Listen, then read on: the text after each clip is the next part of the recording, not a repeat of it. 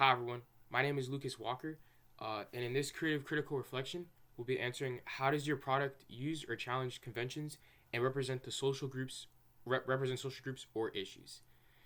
So for my product, which is known as Howl, we use conventions of the fantasy genre to establish audience expectations, while also challenging some of those conventions to create like some originality. And this is done through a few methods, like such as low key lighting, suspenseful sound design with our diegetic sound, and restricted narration.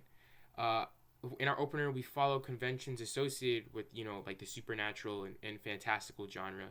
Uh, and as the case study explains, audiences bring expectations to a text based to prior genre knowledge. So using recognizable conventions, from movies maybe like Teen Wolf or Twilight, helps audiences identify the genre quickly and then engage with that narrative.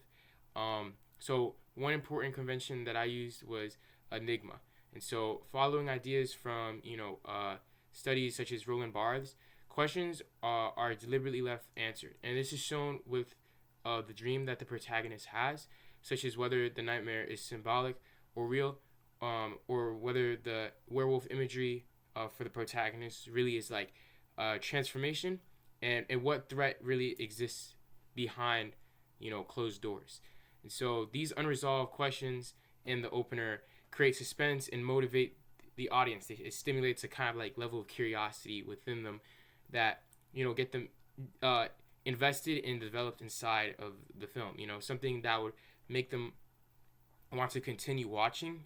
Past if this like opener had a hypothetical film behind it.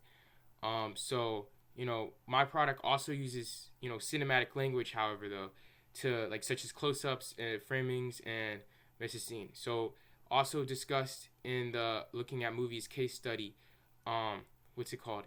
Meaning is created not only through narrative but also through one of the most important things, which is visual and audio choices.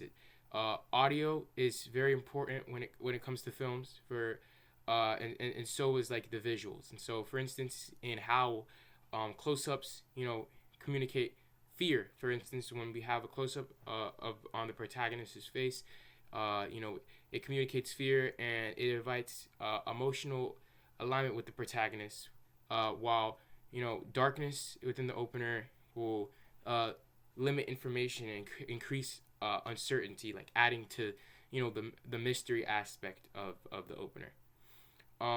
Despite the similarities that my opener has with fellow movies within the genre, we also challenge conventions inside of our opener.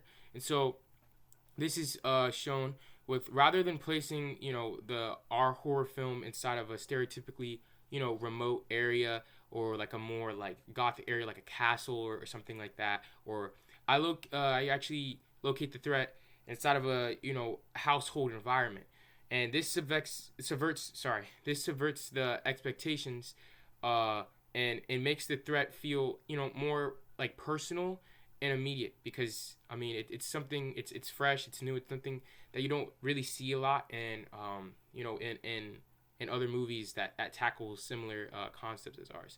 And so in terms of representation, I challenge the passive victim stereotypes by presenting a protagonist who appears observant and active rather than helpless, with also the victim of the film also being somehow also the prey, because what's implied within our opener is that both the werewolf is secretly the man inside the bed, and so it creates this cool dynamic where both the protagonist is both the antagonist and the protagonist, and I think that's something that you don't see within every other wolf film inside the fantasy genre. My product also represents youth through a teenage protagonist. It reflects issues such as fear, isolation, and anxiety. The supernatural threat can be read as implicit meaning, because not only is there a literal horror with the protagonist being a werewolf, but you also find that there are these internal struggles. And the case study, the looking at movies case study, distinguishes between explicit meaning, which is what is directly shown, with implicit meaning, which is what the audience infers. So while what the audience is staring at is really, the werewolf, what this could be seen as is an interpretation for or a commentary on teenagers and their experiences going through puberty, right? And so that's really what we wanted to tackle. That this is an allegory for the changes that a teen may undergo when they start reaching the age of puberty. So that's what we really wanted to tackle with our character, but we wanted to tackle it in an interesting and unique way. So instead of it being acne and maybe what's it called, like facial hair and stuff like that, we wanted to instead incorporate it with a more fantastical aspect, with him instead becoming a werewolf.